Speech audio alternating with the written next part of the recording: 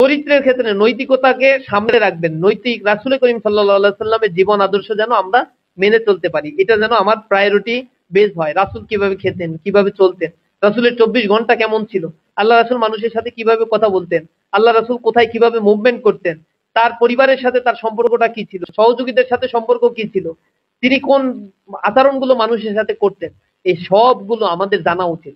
এবং রাসূলের জীবনীতেই আমাদের জন্য সর্বোত্তম আদর্শ রয়েছে। আপনি কার্ল মার্কস পড়েন, ডেড রেকর্ডিং পড়েন, অথবা মানে এনজয় ইউর লাইফ পড়েন, যত বই আপনি পড়েন না কেন, সব চাইতে উত্তম বুক হচ্ছে কোরআন। আহসানাল হাদি হাদিউ মুহাম্মাদিন সাল্লাল্লাহু আলাইহি ওয়াসাল্লাম।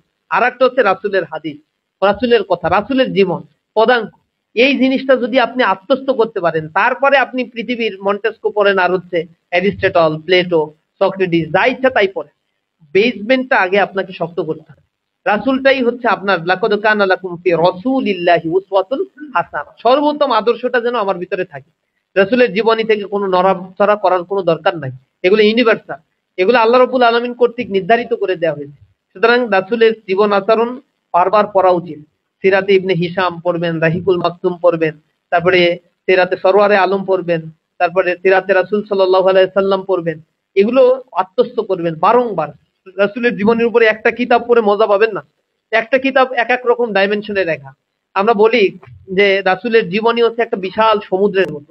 এখন সমুদ্র থেকে আপনি যদি আপনার পেট ভরে 1 অঞ্জলি পানি গ্রহণ করলেন, পানি খেয়ে আপনি পরিতৃপ্ত হয়ে গেলেন, তাতে সমুদ্রের কতটুকু আপনি শেষ করতে পারলেন?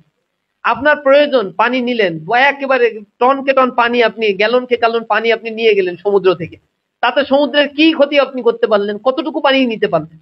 সমুদ্র তো বিশাল, তার থেকে আপনি কত পানি নেবেন? সমুদ্রের তাতে কিছু যায় আসে না। বরং সমুদ্র থেকে পানি নিয়ে আপনি পরিতৃপ্ত হয়ে যেতে পারবেন। সমুদ্র কোনো ক্ষতি আপনি করতে পারবেন না। রাসূল করিম সাল্লাল্লাহু আলাইহি সাল্লামের চরিত্র, জীবন আদর্শ হচ্ছে বিশাল এক সমুদ্রের মতো। যে মানুষ যতটুকু নিতে পারে অঞ্জলি ভরে, সে নিজে পরিতৃপ্ত হয়ে পড়ে। সমুদ্রের কোনো কিছুই হয় না।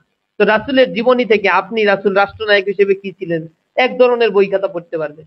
তার ব্যক্তিগত আমল কি ছিল, ওইগুলো বললে মনে হবে আল্লাহ রাসূল তো সুফি ছিলেন, মানে সুফি আমল ছাড়া তো আর কিছুই করতেন না।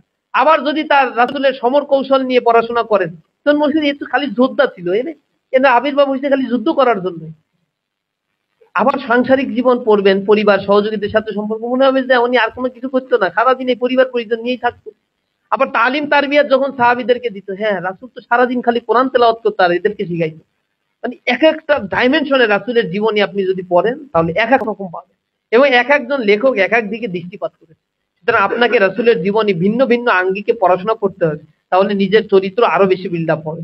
সদস্যদের এই জাহেলিয়াতের যুগে টিকে থাকার জন্য রাসূলের জীবনী, সিরাত আর সাহাবা আজমাইনদের সিরাত প্রচুর সংগ্রহ করতে হবে, প্রচুর পড়তে হবে।